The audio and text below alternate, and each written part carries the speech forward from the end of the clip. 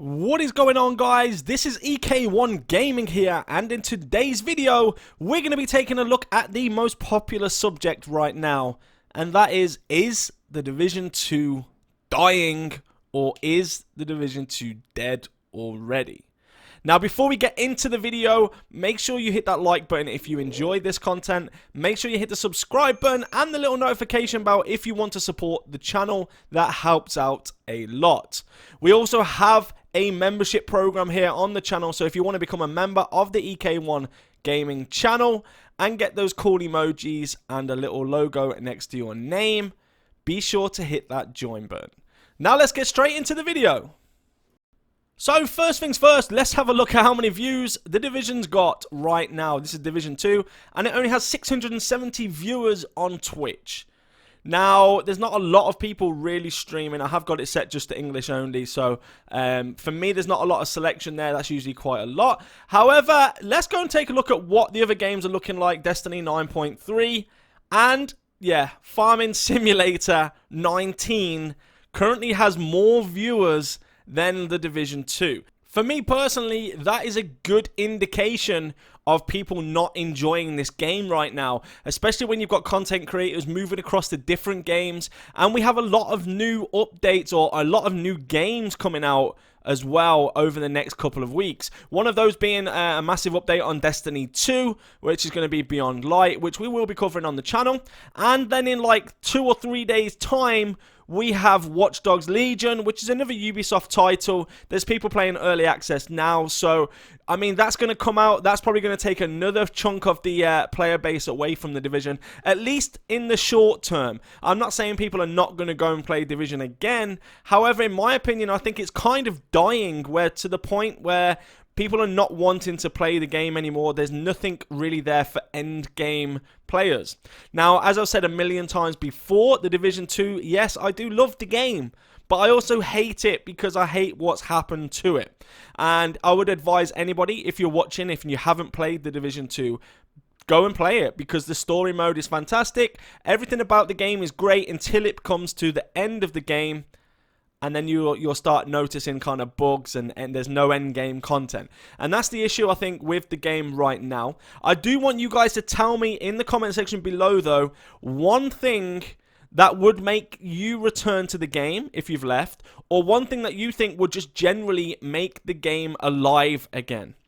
Now, I've done many videos on this before. I think personally survival would bring a lot of people back. But bear in mind, they're talking about TU12 now. So we've only just had TU11, then 11.1.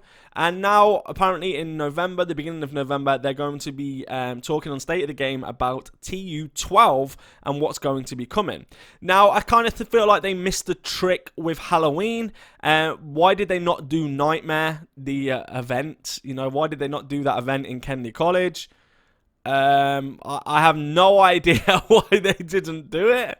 They should have just did it at Halloween and put some nice vanity items in there for people who would want to play and get vanity. For me personally, I wouldn't play the game just for vanity. However, there are a lot of people, a lot of collectors out there that collect all these masks, etc. So, I mean, let's talk now about what's happened over the last kind of 6 months to cause this game to rapidly decline.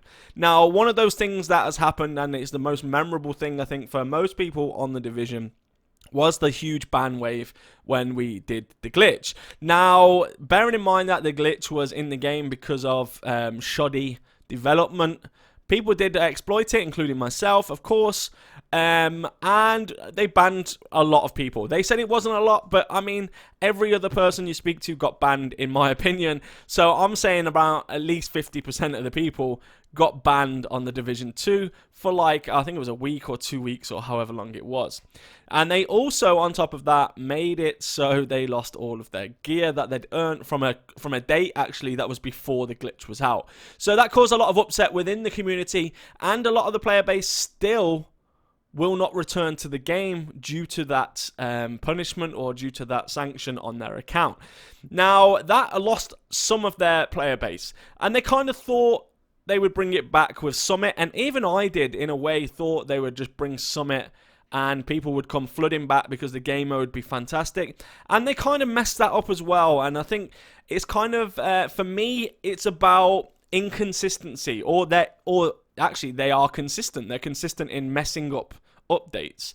And so there's nothing that's kind of jumping out to have faith and trust within the development team to bring a good update. So the people now have actually stopped even bothering trying updates, or they're watching YouTubers, content creators on the updates instead to see if it's good or if it's not, which is why we do the videos. We do videos on, bugs and issues in the games, issues in the updates, and etc. So I kind of feel like they just keep messing up over and over again. And this is not a rant about the devs. This is just generally why I think the game is kind of on its last legs, if not pretty much already 3 foot into the grave.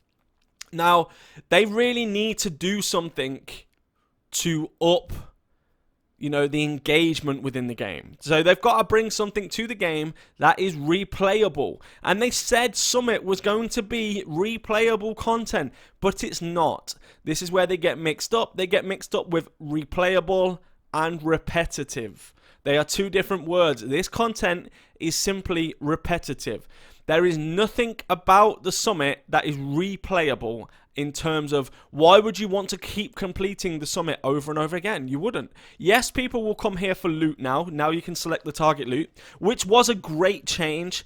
Yes, albeit very, very late. They should have had that from the start. However, they brought it in. They did kind of listen. And now people will farm the Summit. And that's fine. There's various farming methods out for the Summit as well, where you can farm bosses, where they're probably going to get patched, of course. However, it's still repetitive and not replayable. So, why is there no events going on within the Summit? So, a week after the Summit came out, they could have just dropped an event on Summit only. It could have been anything. It could have even been a Halloween event in Summit, Decorate the Summit Halloween. You unlock certain things by doing certain challenges, and people might have actually went and actually played it to have an objective at the end. So for now, it's kind of just play and see what loot you get, because you want your target loot. But there's nothing like making you go to 100. Why would you want to go to 100? But you don't get anything apart from one mask, which if you've already got it, there's no reason now for anyone to actually complete Summit anymore. And the fact that they're resetting everyone's progress every week, so every Tuesday you're going to go back down to floor 1, kind of kills it anyway, because why would you go through all of that effort to go to 100, complete it, and go back to 1? That's it. Like, it's game over. You lose your save point. People before the update had like a checkpoint of 90 or whatever. They lost their save points, so they're not playing the Summit anymore. And there's a massive issue with the matchmaking in Summit. People are just simply not doing it. We have people in the stream that I was doing the other day basically saying they've been trying to matchmake for hours and hours, and nobody is matchmaking with them. Is that people are not playing, or people generally just want to do it solo because it's a lot easier to get through, and like the scaling is just fine, If you do it solo, you can kind of race through it. As soon as you get to like a 3-man group, the scaling kind of puts the difficulty up, which means that it's not efficient farming anymore unless you're all on point with good builds, and you probably you're not going to trust people on matchmaking. So let's just kind of leave the Summit at that. I think they just kind of released it, didn't realize that it was just repetitive and not replayable. However, in the hopes that they do bring survival in TU12, I just kind of hope that the game takes a complete 180 and flips up and just literally starts getting good again, getting end game content.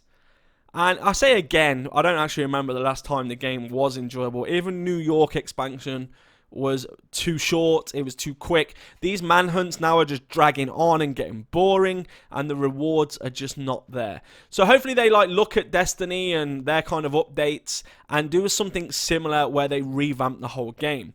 Of course, there's rumors of Division 3. I don't know anything about if they're making Division 3 or not. If I was to hazard a guess, yes, I believe they will be making a Division 3.